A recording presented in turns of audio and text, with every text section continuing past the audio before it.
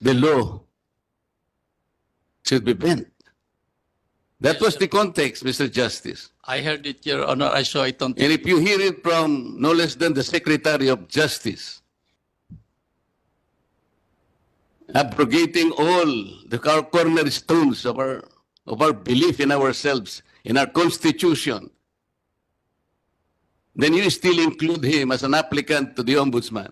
Somebody who will preside over the lives, the properties and liberties of every citizen of this country. You take light of that. The JBC will take light of that, Mr. Justice.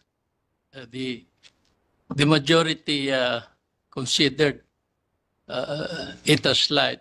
So the majority The majority took light of the opposition of a senator of this republic, Mr. Justice. That is a fact, Your Honor. And 6 of them, based on their discretion, the opposition is not worth it. Is that it, Mr. Justice?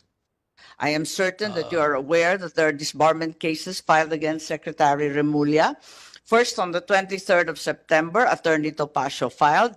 Thereafter, on the 2nd of October, acting Davao City Mayor Baste Duterte also filed a disbarment case. In addition, our chairman, Senator Marcoleta, filed his sworn opposition. But in the short list submitted yesterday to the Office of the President, it still included the name of Secretary Remulla. Why is that so, considering that there are 2 pending disbarment cases and a sworn opposition?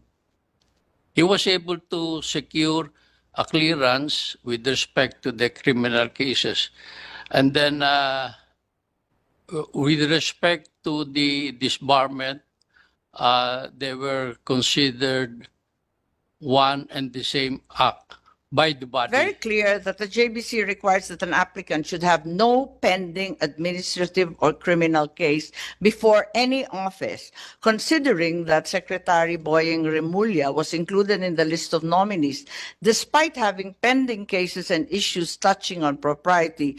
Would you agree that such inclusion may cast doubt on your counsel's adherence to the constitutional requirement of recognized probity and independence? We were aware of that. Senator Pangilinan was there, and Congressman Luistro was there when we considered the first issue of whether a candidate is disqualified or not. So in the case of Secretary Remulla, he was able to submit clearances from the Ombudsman. The law. The floor is now open for questioning. There be any? Senator Marcos. Yes, Mr. Chair. Thank you very much, Justice, and welcome to the Senate and the Commission on Appointments.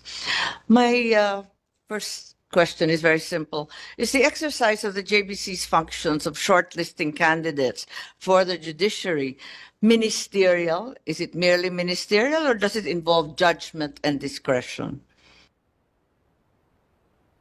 Your Honor, it involves judgment and discretion. With respect to the disqualification, there are automatic disqualifications if you have pending cases. But when you meet the criteria and you're not disqualified, then discretion comes in. There are so many factors to be considered by a member in considering an aspirant. Is not only his bar rating, his academic records are also looked into, his experience as a professional, the honors, the awards he garnered, his reputation also, his integrity, and his record. Thank you very much, Justice. In other words, the JBC is not a mere rubber stamp Is that correct? I mean, its job is not merely to ensure that it ticks off all the requirements or deletes in the case of disqualifications. So otherwise, the Constitution wouldn't require such stringent qualifications for one to become a JBC member. Isn't that correct, Paul? Isn't it though before applicants should have already qualified on the last day of the application? I heard this is a practice for regular applicants for the judiciary, the RTC. Why change it for some people? Why does the JBC keep changing its rules? Does the JBC favor someone? Why qualify an applicant on the very last day of final deliberations? I refer to the case of Attorney Logan, who was only issued an ombudsman clearance on October 6th, the same day the shortlist was released and sent to the office of the president due to 2 pending ombudsman cases. Why were the rules suddenly changed in her favor? Actually, Your Honor, when we publish the announcement inviting applicants for we invite the public to report, to comment, to endorse or oppose the applications of those listed applicants. Not all submit their oppositions on time. There are those who submit their clearances when they apply. There are those who reserve or they ask for time to submit their clearances. And after that, there are also oppositions, complaints against the applicants. And in our experience, most of the complaints they're not that serious as to disqualify a candidate. So we consider every opposition, we ask them to comment, to comply with the due process requirement of the Constitution, so they are asked to comment. The last day, because of our experience of complainants or oppositors filing their complaints and opposition during the last week or the last few days of the final deliberation, we deem it unfair if we will automatically disqualify them. So we Justice, have to study if the matter is very serious or not.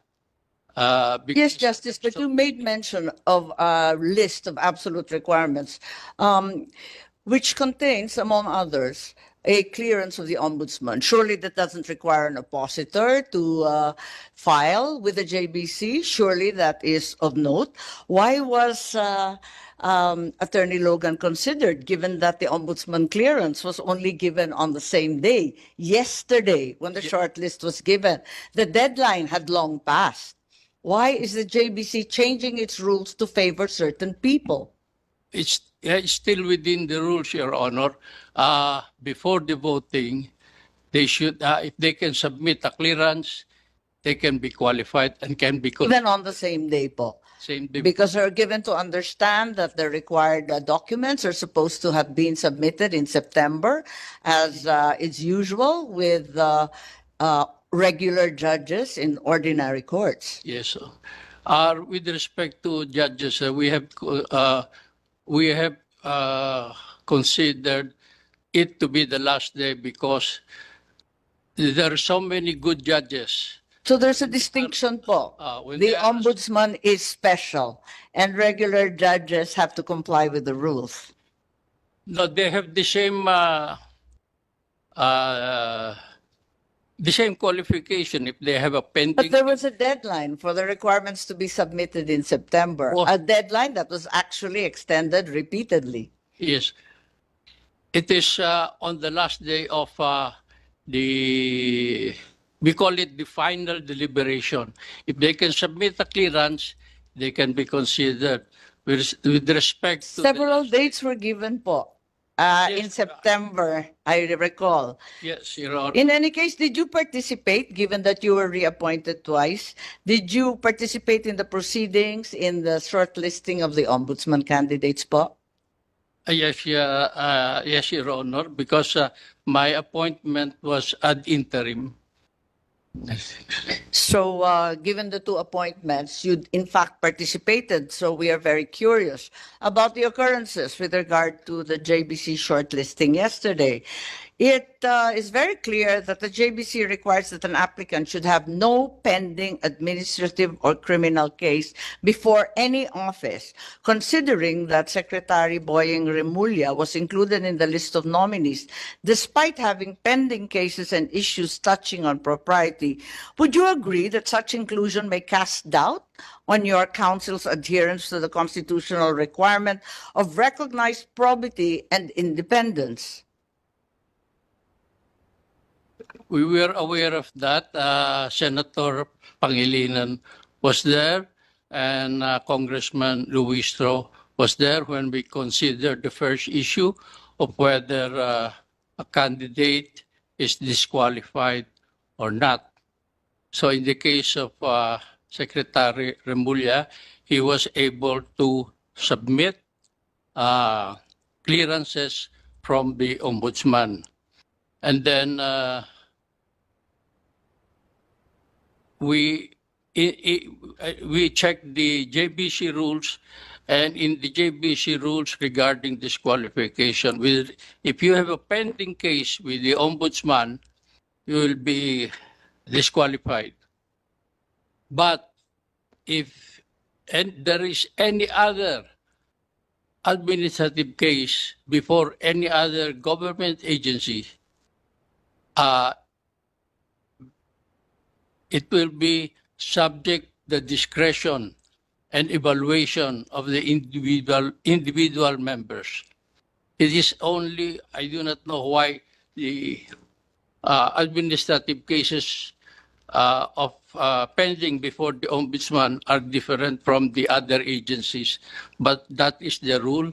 And But surely you're aware that the pending cases were not merely administrative, but in fact criminal.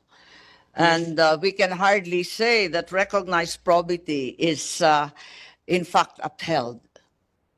Mr. Roro, that is, we are aware of that, but he was able to obtain a clearance. So, As a matter of fact, some of these cases arose before Secretary Remulla made his intentions known that he intended to become ombudsman. Is this a person of recognized probity? Also, a lifelong politician? Is this a person of recognized independence? the voting yesterday was in secret, it was confidential. We do not know the members who voted for him and the member who did not vote for him. So may we ask your indulgence on that? We respect the confidentiality of the JPC proceedings because the Chief Justice, Alexis Mundo, even asked us to execute an undertaking that everything should be confidential for the protection of the members of the JBC, especially the regular members who are not politicians. They are apolitical. We are certain that you are aware that in 2012, for the position of Chief Justice, two pending disbarments against then Laila de Lima disqualified her. Before you answer, Justice, the chair would like to acknowledge the presence of Senator Joel Villanueva. Yes, so this occurred in 2012 when she was disqualified Yes. because of two disbarment cases. I am certain that you are aware that there are disbarment cases filed against Secretary Remulla. First, on the 23rd of September, Attorney Topacio filed. Thereafter, on the 2nd of October, acting Davao City Mayor Baste Duterte also filed a disbarment case. In addition, our chairman, Senator Marcoleta, filed his sworn opposition. But in the short list submitted yesterday to the Office of the President, it still included the name of Secretary Remulla.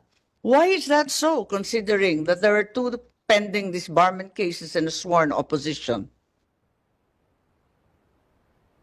We considered them as complaints, but in our discussion yesterday, it was considered that last-minute oppositions and complaints were considered as mere oppositions by the JBC. Are you saying, Justice, that all of these cases against Secretary Remulla are entirely baseless? No, it's still ongoing, but in the minds of the members, there were. You admit that they were still ongoing, certainly. Yes, yes, Your Honor. You can hardly say that he is qualified. You yourself said if there are pending cases, and Yes. you said that they are ongoing. Ongoing. How could you have disregarded them and included them in a short list? You can form your preliminary judgment or opinion on the cases for purposes of JBC proceedings, right? Yes. Are we saying that these are baseless? Is it not clear that the case I filed at the Ombudsman was dismissed by the acting Ombudsman Vargas on the sole ground that the Supreme Court would raise prejudicial questions? Certainly, the Ombudsman didn't tackle the merits in any way. Hence, the JBC should have considered it and given it more weight. Was considered by all the members of the JBC, but we do not know the reasons of each and every member. The What JBC, were your reasons as a member? How did you justify his inclusion?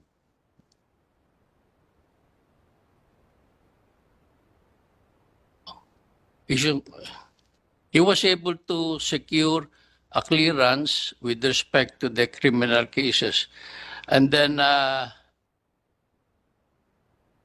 with respect to the disbarment, they were considered one and the same act by the body.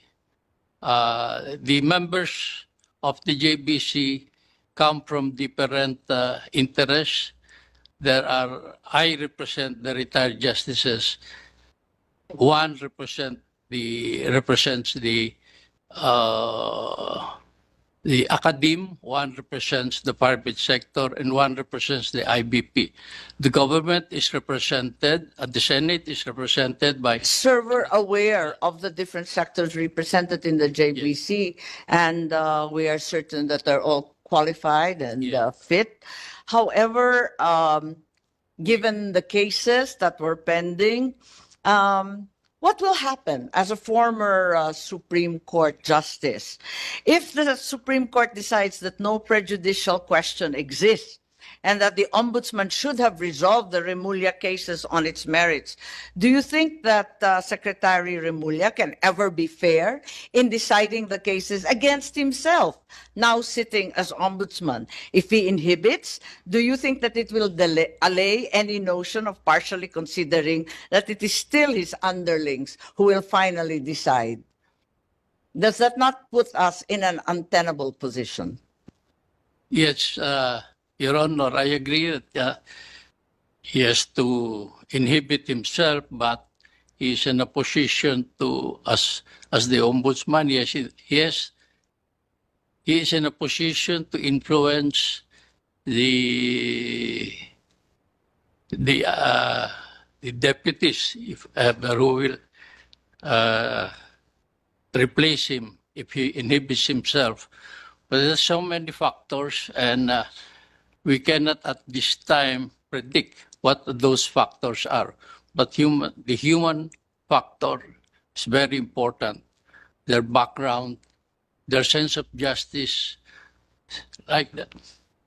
Would not that be the same problem if a decision on the two disbarment cases is adverse to Secretary Remulla? How can it be enforced, considering that he is an impeachable officer? Did the JBC not take this into account? We took this into account, Your Honor. We know that there is a process. With respect to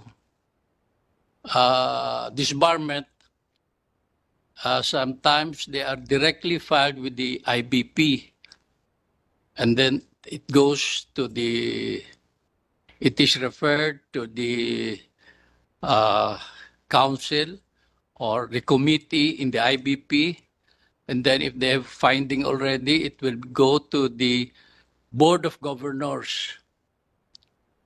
And all their findings are recommendatory. It is after the Board of Governors of the IBP, they will recommend to the Supreme Court.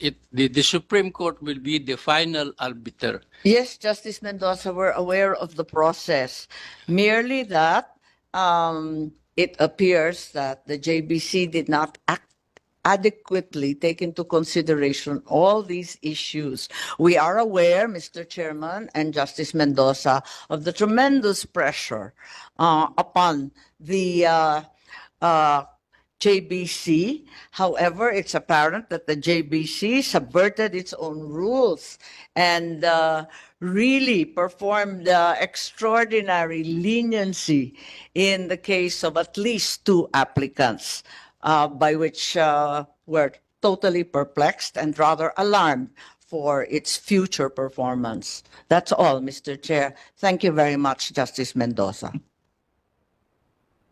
Justice, a few questions from the chair.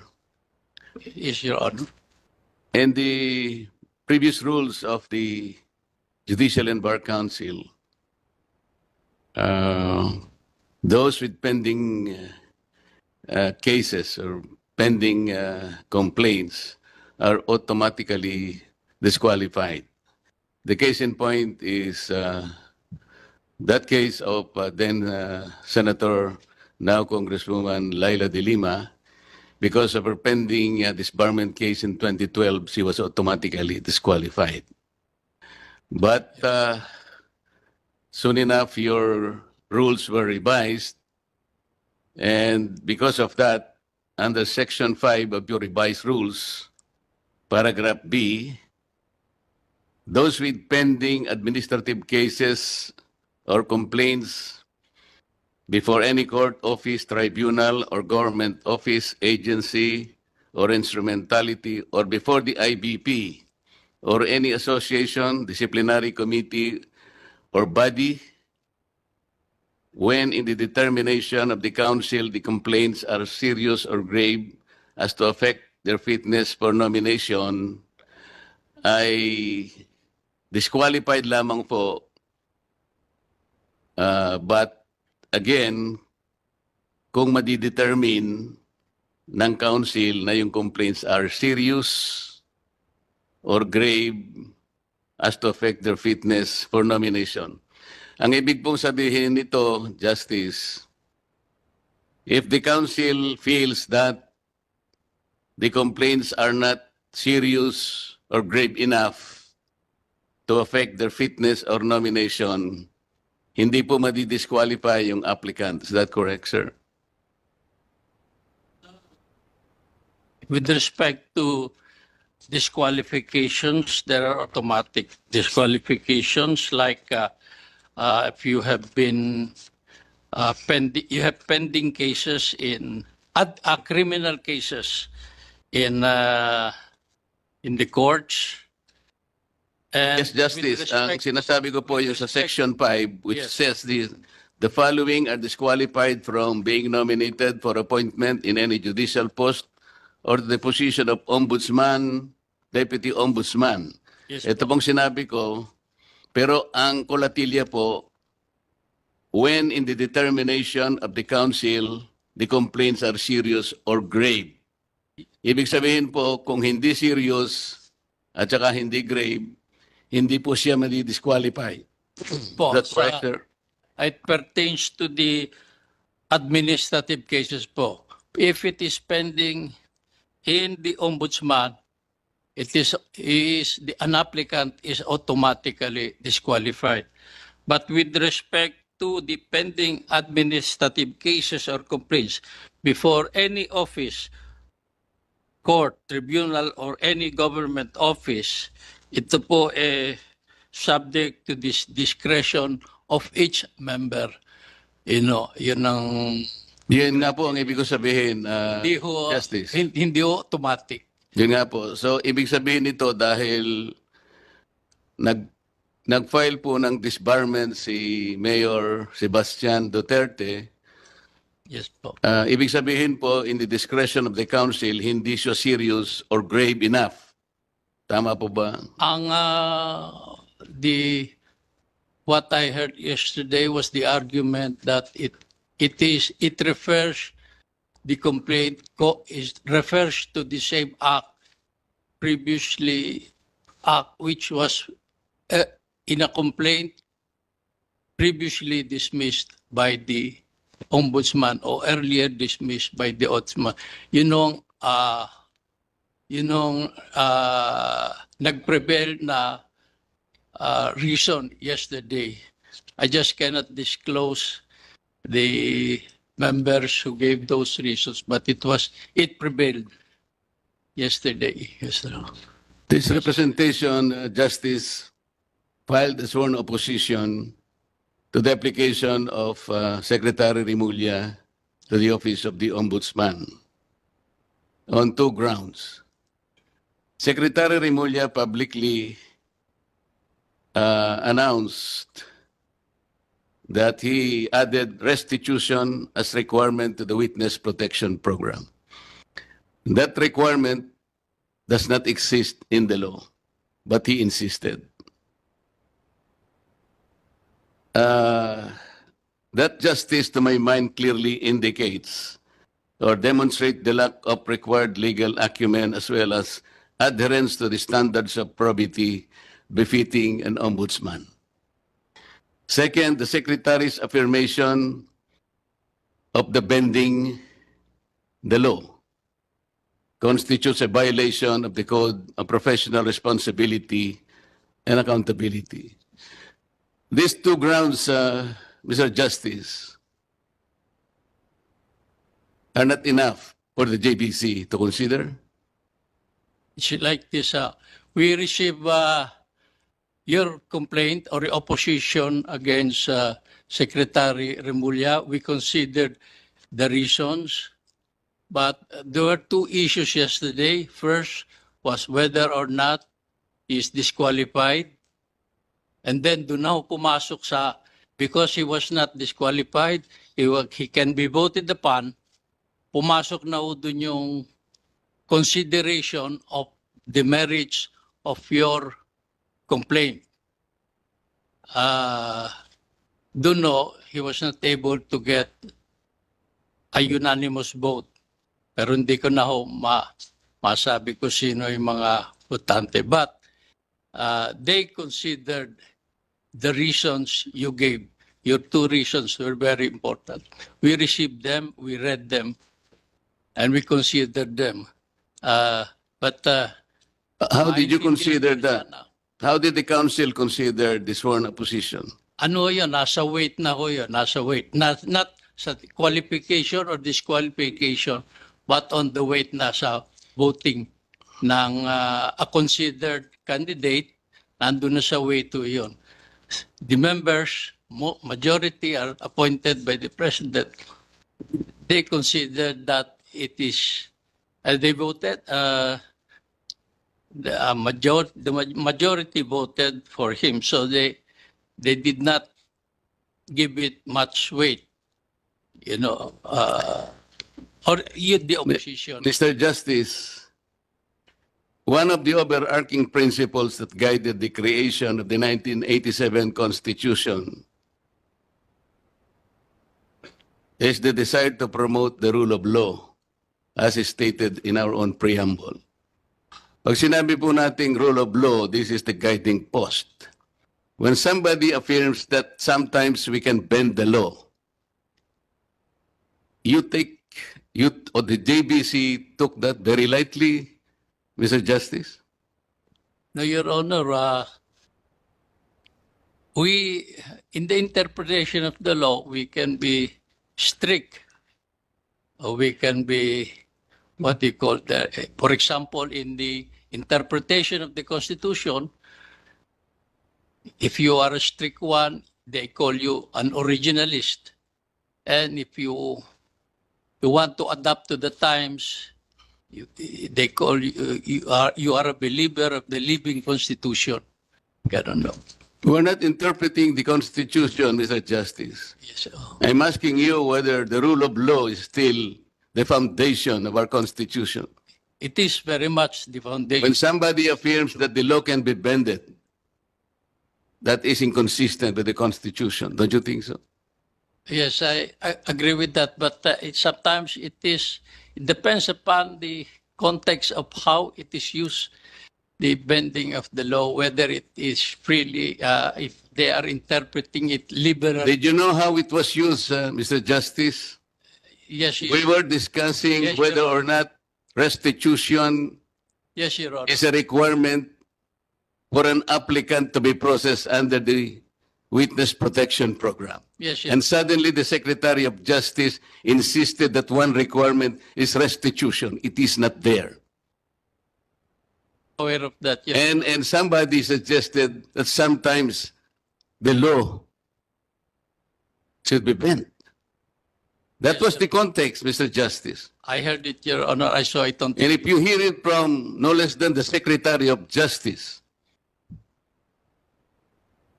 abrogating all the cornerstones of our belief in ourselves, in our Constitution, then you still include him as an applicant to the Ombudsman. Somebody who will preside over the lives, the properties and liberties of every citizen of this country. You take light of that. The JBC will take light of that, Mr. Justice. The majority considered it as slight. So the majority The majority. took light of the opposition of a senator of this republic, Mr. Justice. That is a fact, Your Honor. And 6 of them, based on their discretion, the opposition is not worth it. Is that it, Mr. Justice?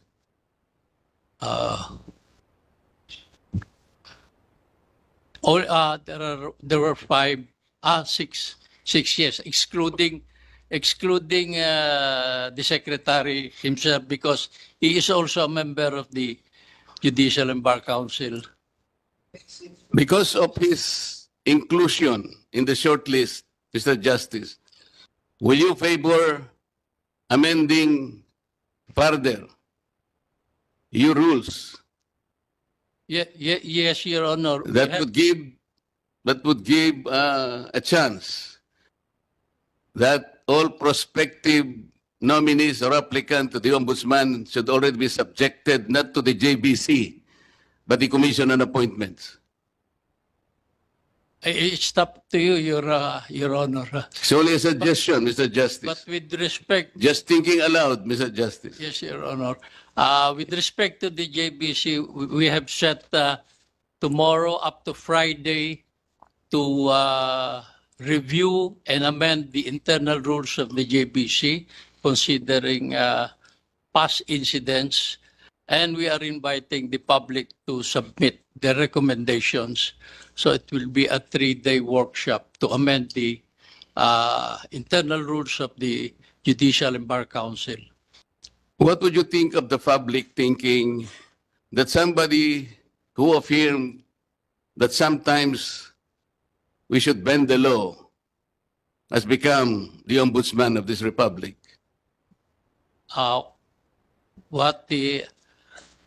I do not have time really to read the social media, but my position is different. I am a believer of the rule of law. I was a justice for several years at a regional trial court. When I was a regional trial court, I adhere to precedents. Also, when I was a justice in the Court of Appeals, I adhere to the precedents. When I was in the Supreme Court, whenever I make a ruling, I was very aware that our decisions will be considered as precedents by those following us. So that's my experience being in the judiciary. That's why I believe in the rule of law. Thank you, Mr. Justice. Any more questions from the floor? Mr. Chair. Joel, last question from the chair, Justice. Yes, Your Honor. Yun pong mga affiliations like fraternity, sorority, where the applicants belong to, di ba? Paano po kaya, do you have some suggestions? Baka sakaling merong mandatory inhibition because alam po ninyo pagka kasama sila sa, malakas po ang influensya talaga ng mga affiliations. I think that's an open secret. And considering that we are about to, maybe in a few days more, the President will appoint the Ombudsman. Sana yung influence ng affiliation, hindi naman strong. Paano ang inyong, what is your view on this, Mr. In my Mr. experience, at the present time, classmates in the ground for mandatory inhibitions, pati brotherhood in the fraternity, hindi rin automatic ang inhibition, hindi rin mandatory. On also membership in, for example, Rotary, Lions, hindi rin automatic. So it depends. Kung minsan, yung brothers ang naglalaban sa court. But they should be reviewed. Baka at this time, pwede. Thank you for the answer, Mr. Justice. Any more questions from the floor?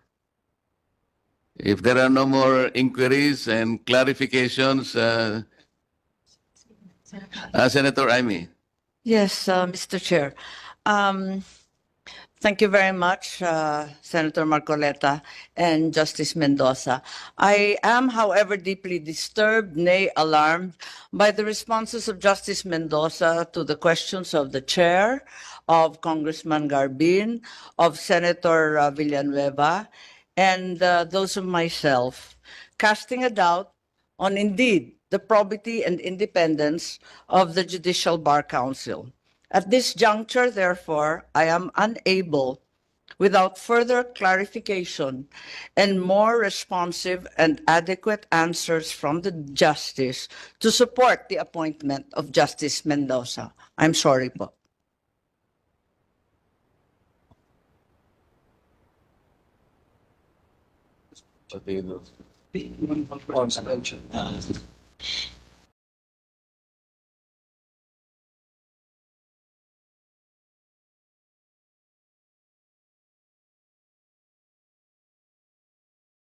Mr. Chairman, may I ask for a minute suspension? Yes, sir.